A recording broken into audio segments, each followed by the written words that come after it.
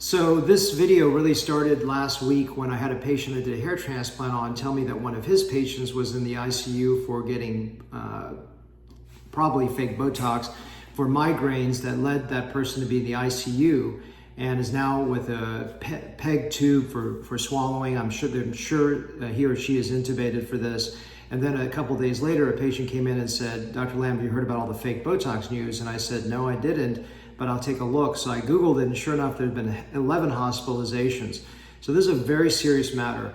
When you're using FDA-cleared products, and there are really several brands that did a video of that online before, obviously, I hope it goes without saying, I'm only using FDA-cleared product, which is incredibly safe. But what's happening is people are using these treatments because either they're unlicensed doctors or unlicensed providers, or they're just licensed physicians who are really just trying to get a deal because Botox is very expensive as a product, and they're just buying it offline, things like that. That's incredibly dangerous because I remember having dinner with the CEO for Allergan, and he was saying that the amount of Botox, actually the botulinum toxin used for the whole world supply, can be like in a thumbnail. It's tiny, tiny, tiny. So it has to be FDA cleared. If you don't do this, the legal consequences for physicians is incredible, and the danger for patients out there is incredible. So if you try to get a cheap deal at a med spa for Botox, because Botox is not cheap, you are in for trouble. In my opinion, there's risk, and the risk is significant. And what is a risk? Intubation and death.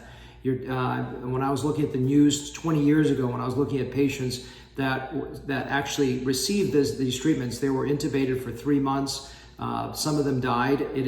Botox is an incredibly safe treatment if it's FDA cleared, done by a licensed professional. Now, about 15 years ago, they had some black box warnings on Botox, and the reason it came out was not that Botox is not safe, and Botox is a brand, by the way. I use that as a shorthand to describe all botulinum toxin therapies.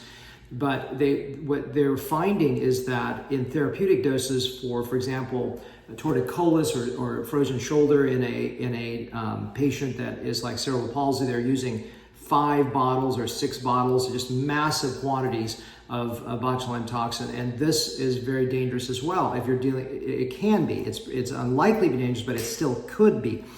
I'm using for cosmetic purposes this much. The toxic doses are here, and that's even for FDA cleared.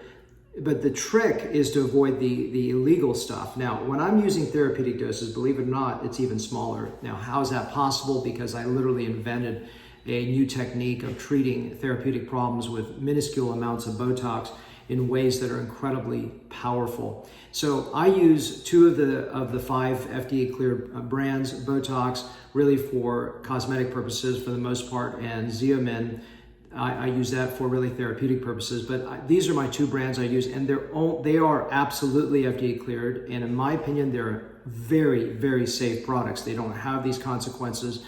And I would tell you, next time you're trying to get a shortcut to get something cheaper at a med spa or by a doctor who's giving you too good a deal for his treatments, I would be very, very cautious, because the problem is that it is life or death. Whereas if you do safe Botox in qualified hands using legitimate product, the danger is minuscule to none.